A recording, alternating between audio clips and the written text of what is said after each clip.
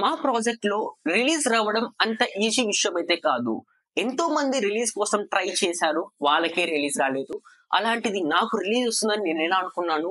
నాతో కంపేర్ చేస్తే వాళ్ళకి వ్యాలిడ్ రీజన్స్ కూడా ఉన్నాయి. అంత వ్యాలిడ్ రీజన్స్ ఉన్నా కూడా వాళ్ళకైతే రిలీజ్ రాలేదు. సో నేను రిలీజ్ అడిగాను, నాకు బిహేవియర్ ఇష్యూ అని ఎందుకు మెయిల్ చేశారు వీళ్ళు?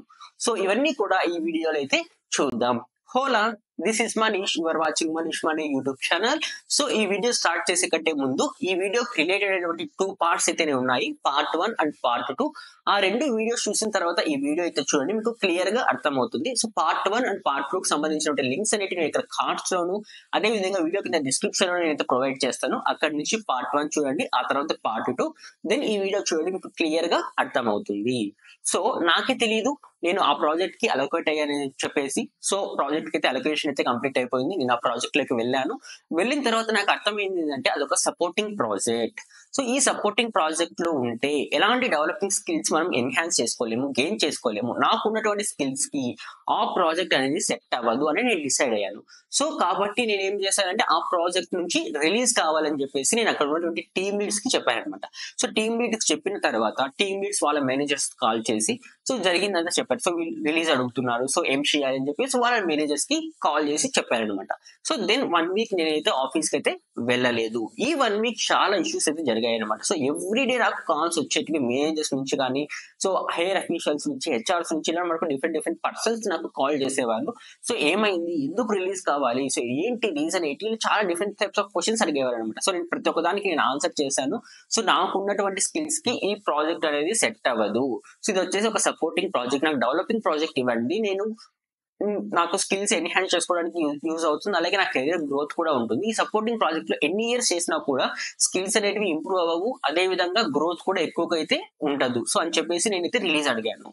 ఇలా మనకు రిలీజ్ అడిగిన తర్వాత 1 వీక్ మొత్తం కూడా నాకు డైలీ కాల్స్ వచ్చేది డిఫరెంట్ పర్సన్స్ నుంచి. సో ఫైనల్ గా ఏమైందంటే, సో వాళ్ళు ఏం చెప్పారంటే ఈ ప్రాజెక్ట్ నుంచి రిలీజ్ అవ్వాలి అంటే అట్లీస్ట్ 2 ఇయర్స్ మీరు ఈ ప్రాజెక్ట్ లో చేయాలి. సో 2 ఇయర్స్ ఇదే ప్రాజెక్ట్ లో చేస్తే అప్పుడు మాత్రమే రిలీజ్ వస్తుంది, లేకపోతే రిలీజ్ రాదు అని వాళ్ళకి చెప్పారు. సో నేను గట్టిగా ఫైట్ చేశాను. సో ఎంతవరకు ఫైట్ చేశానంటే అది బిహేవియరల్ ఇష్యూ అయ్యేంత వరకు ఫైట్ చేశాను. సో హెచ్ఆర్ నుంచి కాల్ రావడం, హెచ్ఆర్ వచ్చేసి బిహేవియరల్ ఇష్యూ అని చెప్పేసి, ఎస్కలేషన్ అని చెప్పేసి ఏదో ట్రై అయితే ఏదో చేశారనమాట. సో ఇంతవరకు అయితే నేను తీసుకొని వచ్చాను నా ఇష్యూని. సో ఏంటంటే ప్రాజెక్ట్ అంటే వచ్చేసి కంప్లీట్లీ సపోర్టింగ్ ప్రాజెక్ట్. ఎలాంటి డెవలపింగ్ స్కిల్స్ కానీ, ఎలాంటి టెక్నికల్ స్కిల్స్ కానీ అక్కడ మనం అయితే యూజ్ చేయలేము. సో యూజ్ చేయలేనప్పుడు ఆటోమేటిక్ నాకు ఉన్నటువంటి ఆల్రెడీ నేను ఫ్రెషర్ గా స్టార్ట్ చేశాను. సో నాకు థియరిటికల్ నాలెడ్జ్ అయితే ఉంది, బట్ ప్రాక్టికల్ నాలెడ్జ్ అయితే లేదు. సో ప్రాక్టికల్ నాలెడ్జ్ కావాలంటే ఏం చేయాలి, డెవలపింగ్ ప్రాజెక్ట్స్ లో వర్క్ చేస్తే నాకు ప్రాక్టికల్ నాలెడ్జ్ అనేది గెయిన్ చేసుకోగలుగుతాను. అలాంటి సపోర్టింగ్ వచ్చేసి నాకు ఏ నాలెడ్జ్ వస్తుంది? సో ఇంకా డిసైడ్ అయ్యాను ఏంటంటే నా దగ్గర ఉన్నటువంటి 2 ఆప్షన్స్ ఉన్నాయి. సో ఫస్ట్ వన్ ఏంటంటే అదే ప్రాజెక్ట్ లో కంటిన్యూ అవ్వడం, లేదా కంపెనీ నుంచి రిజైన్ చేసేసి బయటకు వచ్చేయడం. ఈ 2 ఆప్షన్స్ మాత్రమే ఉన్నాయి. సో నేను ఎందుకు రిజైన్ ఆలోచించానంటే వాళ్ళు ఏమన్నారు, అట్లీస్ట్ మీరు 2 ఇయర్స్ ఈ ప్రాజెక్ట్ లో చేయాలి, లేకపోతే రిలీజ్ రాదు. 2 ఇయర్స్ తర్వాత మీరు రిలీజ్ అడగండి. సో ఈ 2 ఇయర్స్ మీకు రిలీజ్ అయితే రాదు అని వాళ్ళు చెప్పేస్తారు. నాకేమర్థం ఏంటంటే ఆ ప్రాజెక్ట్ లో ఉంటే సో ఎలాగో అది వేస్ట్ ఆఫ్ థింగ్ అని నాకు అర్థమైపోయింది. సో కాబట్టి నేను ఒక మైండ్ లో రిజైన్ అనే థాట్ కూడా వచ్చింది. సో అప్పుడు నాకు ఉన్నటువంటి ఆప్షన్స్ ఏంటి, 2 ఆప్షన్స్. 1 వచ్చేసి రిజైన్ చేయడం, లేదా ఆ ప్రాజెక్ట్ లో కంటిన్యూ అవ్వడం. సో రిజైన్ చేస్తే తర్వాత నెక్స్ట్ నేను ఏం చేయాలి? సో ఎంఎస్సి కంటిన్యూ చేయాలా, సో లేదా ఇంకేం చేయాలి? సో ఎంఎస్సి కంటిన్యూ చేద్దాం అనుకుంటే సో యూనివర్సిటీలో మళ్ళీ నేను కంటిన్యూ చేయాల్సి వస్తుంది. సో ఆల్రెడీ సెమిస్టర్ ఎగ్జామ్స్ అయితే కంప్లీట్ అయిపోయి ఆ ఎగ్జామ్స్ నేనైతే రాయలేదు. సో నెక్స్ట్ ఎలాగో రాసి మనం అయితే దాన్ని కవర్ చేయొచ్చు, బట్ ఆ యూనివర్సిటీకి వెళ్తే అక్కడ కూడా మనకి ఏమవుతుందంటే టైం వేస్ట్. సో అక్కడికి వెళ్ళి టైం వేస్ట్ చేసే బదులు సేమ్ ఇదే ప్రాజెక్ట్ లో కంటిన్యూ అయ్యి, ఓకే ఇదే ప్రాజెక్ట్ లో కంటిన్యూ అయ్యి సో ఎలాగో వేరే కంపెనీకి షిఫ్ట్ అవుదామనే థాట్స్ లో ఉన్నాను. సో ఈ విధంగా నాకు డిఫరెంట్ థాట్స్ అయితే వచ్చాయి. So mentally I'm disturbed.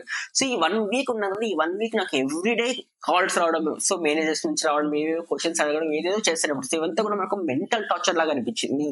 So నేను ఏం చేయాలో నాకైతే అస్సలు అర్థం అవ్వట్లేదు. సో నేను ఏం చేయాలి కన్ఫ్యూజన్ లో నేనైతే పడిపోయాను.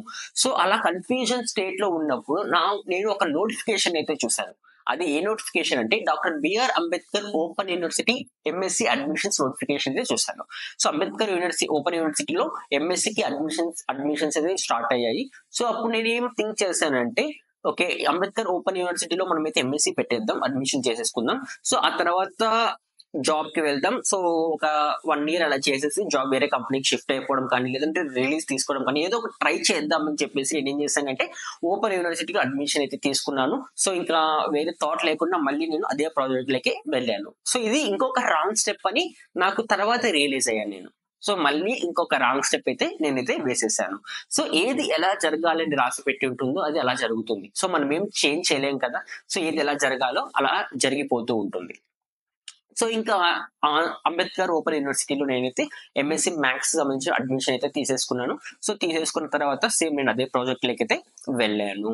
సో ఆ ప్రాజెక్ట్ లకి వెళ్ళిన తర్వాత నాకు 1 month అయితే ట్రైనింగ్ అయితే ఉంది. సో ప్రాజెక్ట్ లో మనం ఏం వర్క్ చేయాలి, ఎలా చేయాలని. సో నేను అలొకేట్ అయిన ప్రాజెక్ట్ వచ్చేసి సపోర్టింగ్ ప్రాజెక్ట్ అని చెప్పాను కదా. సో ఈ సపోర్టింగ్ ప్రాజెక్ట్ అంటే ఏంటంటే వేరే కంట్రీలో ఉన్నటువంటి క్లయింట్స్ కి మేము సపోర్ట్ ఇస్తాం అనమాట. లైక్ వాళ్ళకి ఏదైనా ఇష్యూ ఉంటే ఆ ఇష్యూని మేము రిజాల్వ్ చేస్తాం. సో వేరే కంట్రీలో ఉన్నటువంటి క్లయింట్స్ కి ఆ ఇష్యూని మేము రిజాల్వ్ చేస్తాం. దాన్ని మన కార్పొరేట్ లాంగ్వేజ్ లో ఏమంటారంటే టికెట్స్ అని అంటారు. అంటే మేము టికెట్స్ సాల్వ్ చేసే వాళ్ళం.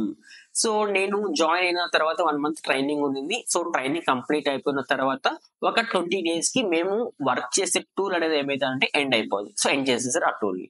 సో అప్పటి నుంచి మాకు ఏమైందంటే టికెట్స్ రావడం తగ్గిపోయాయి. So no tickets. So work లేదు, వర్క్ ప్రెషర్ లేదు. సో టికెట్స్ కూడా మాకైతే మాక్సిమం రాలేదు, వస్తే 1 or 2 టికెట్స్ వచ్చేవి. సో అలా జరుగుతూ ఉంది. సో యాజ్ నేను ఇంకొక విషయం ఏంటంటే నేను మా టీమ్మేట్స్ అందరికీ కూడా నేనైతే థ్యాంక్స్ చెప్పుకోవాలి. సో ఎందుకంటే వాళ్ళు నాకు చాలా సపోర్ట్ చేశారు. సో ప్రతి ఒక్క ఇష్యూ ఇన్ కేస్ ఆఫ్ నాకు ఏం తెలియదు. సో నాకు ఎలాంటి నాలెడ్జ్ అయితే లేదు. సో అలాంటి నాలెడ్జ్ లేనప్పుడు నేను ఆ ప్రాజెక్ట్ లకి వెళ్ళాను. సో ఆ ప్రాజెక్ట్ గురించి నాకు ఏం తెలియదు. వర్క్ ఎలా చేయాలి, ఎలా సాల్వ్ చేయాలి, ట్రబుల్ షూటింగ్ చేయాలి, ఏం నాకు తెలియదు.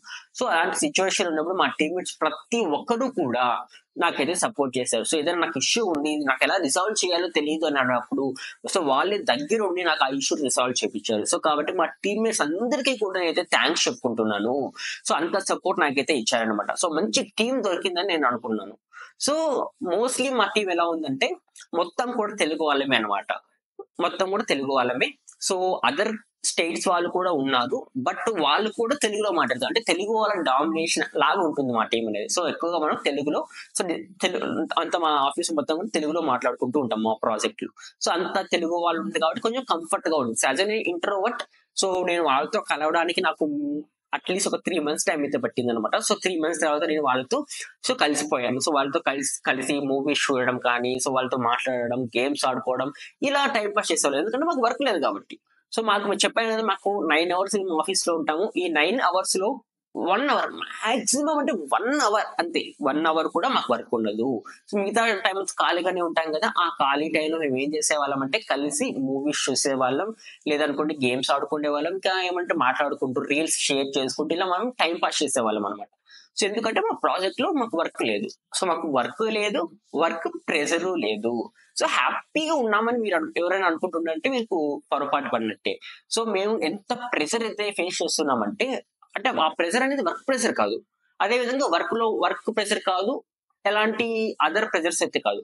సో టీమ్ లోనే మాకు అదర్ ప్రెజర్స్ ఉన్నాయన్నమాట. లైక్ ఎలాంటి టీమ్మేట్స్ నుంచి ప్రెజర్స్ రావడం, సో పెద్ద చిన్న విషయాలని ఏం చేసేవాళ్ళు, పెద్ద సీన్స్ చేయడం. సో ఒక స్మాల్ థింగ్ ఉంటుంది, ఆ స్మాల్ థింగ్ ని పెద్ద ఇష్యూ చేసేవాళ్ళు. సో ఈ ఇష్యూస్ అన్ని కూడా మాకు ఒక తలనొప్పి లాగా క్రియేట్ అయిపోయింది. సో ఏంటంటే మా టీమ్ లో ఎవరికి కూడా ఆ ప్రాజెక్ట్ లో ఉండడం ఇష్టం లేదు. ప్రతి ఒక్కరు కూడా రిలీజ్ కోసం ట్రై చేసేవాళ్ళే. కానీ ఎవరికి కూడా రిలీజ్ రాలేదు. సో మా ప్రాజెక్ట్ నుంచి రిలీజ్ రావడం అంత ఈజీ విషయం అయితే కాదు. సో అది వచ్చిందంటే ఒక బిగ్ సెన్సేషనల్ న్యూస్ అవుతుంది ప్రాజెక్ట్ నుంచి రిలీజ్ వచ్చిందంటే. సో మోస్ట్లీ ఏం చేశారంటే కొంతమంది మా ప్రాజెక్ట్ లోనే మా టీం కాకుండా వేరే టీం షిఫ్ట్ అయిపోయారు. సో ఎందుకంటే మా టీం లో జరిగే గొడవలకు కానీ, సో ఏమైనా ఇష్యూస్ కానీ, సో ఎందుకు ఆ ప్రెషర్ తీసుకోవడం, సో మాకు పీస్ఫుల్ గా ఉండాలని చెప్పేసి వేరే సేమ్ ప్రాజెక్ట్ లోనే వేరే టీం కి షిఫ్ట్ అయిపోయారు. ఇంకొంతమంది ఏం చేశారంటే రిజైన్ చేసేసి వెళ్ళిపోయారు. సో అంటే ఏంటి, ఇక్కడ మేము వర్క్ కి భయపడలేదు, వర్క్ ప్రెషర్ కి భయపడలేదు, బట్ అదర్ థింగ్స్ కి భయపడుతున్నాం. ఆ అదర్ థింగ్స్ ఎలా ఉన్నాయి అంటే సో ప్రతి ఒక్క చిన్న ఇష్యూ ఉంటుంది. సో మా ఫైట్స్ ఎలా ఉంటాయంటే ఎల్కేజీ పిల్లలు బెస్ట్ అనమాట మాతో కంపేర్ చేస్తే. సో వాళ్ళకన్నా ఘోరంగా కొట్టుకుంటున్నాం. సో వాళ్ళకన్నా ఘోరంగా గొడవలు పడుతుంటారు. సో ప్రతి ఒక్క చిన్న దానికి ఒక పెద్ద ఇష్యూ చేసేసి సో పెద్ద సీన్ క్రియేట్ చేస్తారనమాట. సో ఆ సీన్స్ ఆ ఇష్యూస్ తో హెట్రిక్ వచ్చేసేది అనమాట. సో హెట్రిక్ సిచ్యువేషన్ క్రియేట్ అయిపోయేది. సో ఎప్పుడు ఎవరికైనా నార్మల్ గా ఏదైనా ఒక కార్పొరేట్ వరల్డ్ లో ఉన్నారంటే వాళ్ళకి ఎలా ఉంటుంది, వర్క్ ప్రెషర్ తో వాళ్ళు ఇబ్బంది పడుతూ ఉంటారు. సో వర్క్ ఎక్కువగా ఉంది, వర్క్ ప్రెషర్ ఉందని చెప్పేసి స్ట్రెస్ ఫీల్ అవుతూ ఉంటారు. సో మాకు వర్క్ లేదు, వర్క్ ప్రెషర్ లేదు, కానీ వీఆర్ గెటింగ్ స్ట్రెస్. సో ఎంత స్ట్రెస్ ఉంటుందంటే ఆఫీస్ లో ఉన్నప్పుడు మెంటల్ వచ్చేస్తుంది అనమాట. సో అంత హెక్టిక్ గా ఉంటుంది. సో ప్రతి ఒక్క చిన్న దానికి పెద్ద పెద్ద గొడవలు చేసేవాళ్ళు. అసలు అక్కడ ఏమీ ఉండదు, కానీ గొడవలు చేసి సో పెద్ద సీన్ క్రియేట్ చేసేవాళ్ళు అనమాట. సో అలా అలా అయిపోయింది. సో ఆ గొడవలు ఏంటి, ఎందుకు అంత పెద్ద పెద్ద సీన్ క్రియేట్ చేశారు వాళ్ళు, ఆ తర్వాత నేను ఆ ప్రాజెక్ట్ లో ఉన్నానా లేదా, సో ఇవన్నీ కూడా నెక్స్ట్ వీడియోలో అయితే చూద్దాం. సో ఆ వీడియో మిస్ అవ్వకుండా ఉండాలంటే మీరు ఏం చేయాలి, ఛానల్ సబ్స్క్రైబ్ చేసుకుని అయితే ఉండాలి. అదేవిధంగా వీడియోని అయితే లైక్ చేయండి. సో ఇంకా ఏమైనా సజెషన్స్ ఉంటే కింద అయితే కామెంట్ చేయండి. సో మీ ఫ్రెండ్స్ కూడా షేర్ చేయండి. సబ్స్క్రైబ్ చేయడం మాత్రం మర్చిపోకండి. Thank you and thanks for watching.